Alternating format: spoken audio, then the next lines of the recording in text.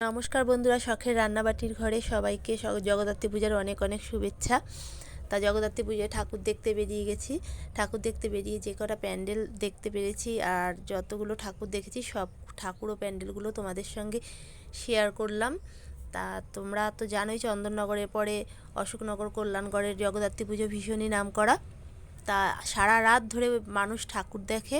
আমাদের এই পুজো কিন্তু 4 দিন থাকে। বাড়ির সামনেই সব পুজোগুলো হয়। তা ভীষণ আমরা মজা করি, আনন্দ করি। তা এই বছর আমি ফাস্টফুডের দোকান দিয়েছিলাম বলে মানে সবগুলো প্যান্ডেল ঠাকুর আমি দেখে উঠতে পারিনি।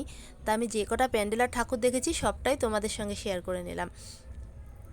তোমরা কিন্তু অবশ্যই জানিও প্যান্ডেলগুলো তোমাদের কেমন লাগলো ও ঠাকুরগুলো তোমাদের কেমন লাগলো। আর তোমরা অবশ্যই এসে কিন্তু সবাই ঠাকুর দেখে ঘুরে যেও।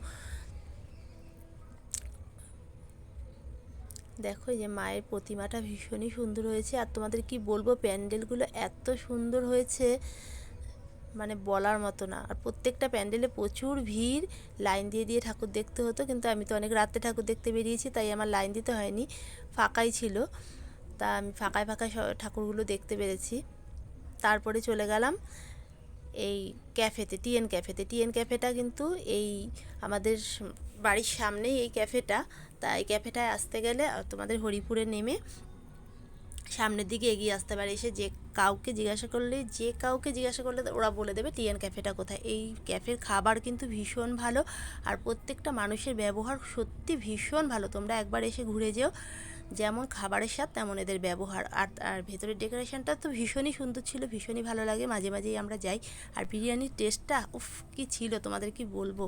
মাটনটা এত সুন্দর সেদ্ধ হয়েছিল আর টেস্ট তো ভীষণই ভালো ছিল। শুধু বিরিয়ানি কেন, এখানকার সমস্ত খাবারই ভীষণ ভালো হয়। তোমরা পারলে অবশ্যই এসে ঘুরে যেও। তা দেখো আমার খাওয়া হতে হতে তোমাদের দাদার এত খিদে লেগে গেছিলো, ওর কিন্তু সমস্তটা তাড়াতাড়ি খাওয়া হয়ে গেছে। তারপর একটু কোল্ড ড্রিঙ্কস খেয়ে নিলাম, তারপর আমরা শুয়ে পড়েছিলাম। তো বাড়িতে ঢুকেছি তখন রাত্রি 1:45। ভিডিওটা যদি তোমাদের ভালো লাগে অবশ্যই কিন্তু তোমরা লাইক, কমেন্ট ও শেয়ার করো। তা সবাই ভালো থেকো, সুস্থ থেকো। তো আজকে এই পর্যন্তই, আবার দেখা হবে নতুন ভিডিও নিয়ে।